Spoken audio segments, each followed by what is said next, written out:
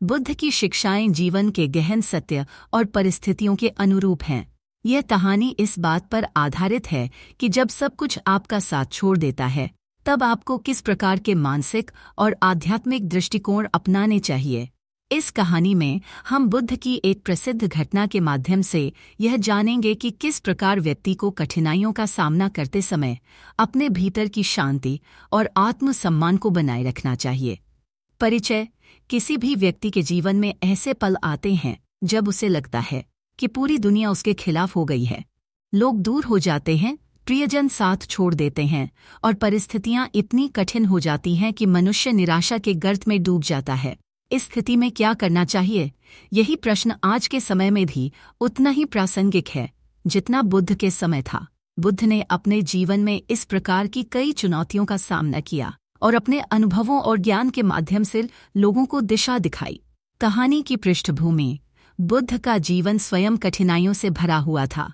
उन्होंने राजमहल के सुख और वैभव को त्याग दिया ताकि वह सत्य की खोज कर सकें।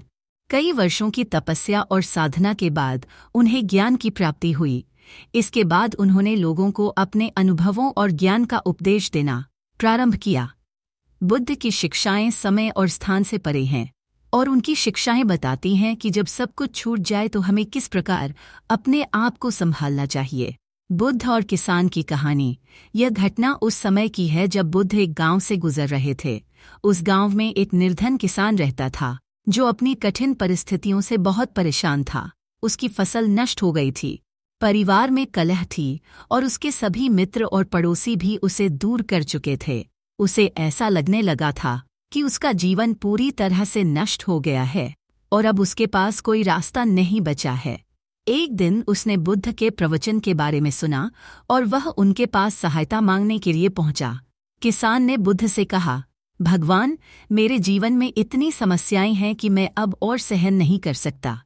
मेरी फसल नष्ट हो गई, मेरे मित्र मुझे छोड़ चुके हैं और मेरे परिवार में भी कलह है। मुझे मार्गदर्शन दीजिए कि मैं क्या करूं। मुझे आपसे समाधान की आशा है। बुद्ध ने शांत मन से उसकी बात सुनी और मुस्कुराते हुए कहा, तुम्हारी समस्याओं का समाधान मेरे पास नहीं है। कोई भी इस संसार में ऐसा नहीं है जिसे कोई समस्या न हो। इस संसार में कोई व्यक्ति ऐसा नहीं है जिसे जीवन में समस्याओं का सामना न करना पड़े। लेकिन इसका अर्थ यह नहीं कि समस्याएं हमेशा रहेंगी। जीवन की वास्तविकता को समझो। किसान को बुद्ध की बातें सुनकर आश्चर्य हुआ। उसने कहा, तो क्या मेरे जीवन में समस्याएं हमेशा रहेंगी? क्या इसका कोई अंत नहीं? बुद्ध ने उत्तर दिया, समस्याएं आती जाती रहेंगी। यह संसार का नियम है। किसी एक समस्या के हल होने पर दूसरी समस्या सामने आएगी, परंतु इससे बचने का एक ही उपाय है कि तुम अपनी सोच और दृष्टिकोण को बदलो। अगर तुम समस्याओं को जीवन का स्वाभाविक हिस्सा मानोगे तो तुम्हें उनका सामना करने में कठिनाई नहीं होगी। तुम्हारी समस्याएं तुम्हारे दुख का कारण तब बनती है जब तुम उनसे मुक्ति पाने की इच्छा करते हो। किसान का मानसिक परिवर्तन। बुद्ध की बातें सुनकर किसान का दृष्टिकोण बदलने लगा। वह समझ गया कि समस्याएं जीवन का हिस्सा है और उनसे भागने का कोई उपाय नहीं है कि वह तुम्हें विचलित कर सके। ध्यान और आत्मचिंतन का महत्व। बुद्ध ने किसान को ध्यान और आत्मचिंतन का महत्व समझाया। उन्होंने कहा कि ध्यान के माध्यम से व्यक्ति अपने भीतर की शांति को पा सकता है और किसी भी परिस्थिति में संतुलन बनाए रख सकता है। ध्यान से मन को स्थिरता मिलती है और व्यक्ति अपनी समस्याओं को सही दृष्टिकोण से देखना शुरू करता है। बुद्ध ने किसान से कहा, जब तुम ध्यान करोगे तब तुम्हारा मन शांत होगा और तुम्हें अपने प्रश्नों के उत्तर भीतर से मिलेंगे। ध्यान से तुम्हारे भीतर की बेचैनी समाप्त होगी और तुम समझ सकोगे कि संसार की किसी भी वस्तु पर तुम्हारा पूर्ण नियंत्रण नहीं है, केवल तुम अपने मन पर नियंत्रण कर सकते हो। समर्पण और स्वीकार्यता। बुद्ध ने समर्पण और स्वीकार्यता की भावना को भी किसान के सामने रखा। उन्होंने कहा कि जब जीवन में सब कुछ आपका साथ छोड़ देता है तब यह समय होता है कि आप अपने आप को समर्पित करें और स्वीकार करें कि जो हो रहा है वह संसार का स्वाभाविक क्रम है। इस समर्पण से मन को शांति मिलती है और व्यक्ति जीवन की कठिनाइयों को सहजता से स्वीकार कर सकता है।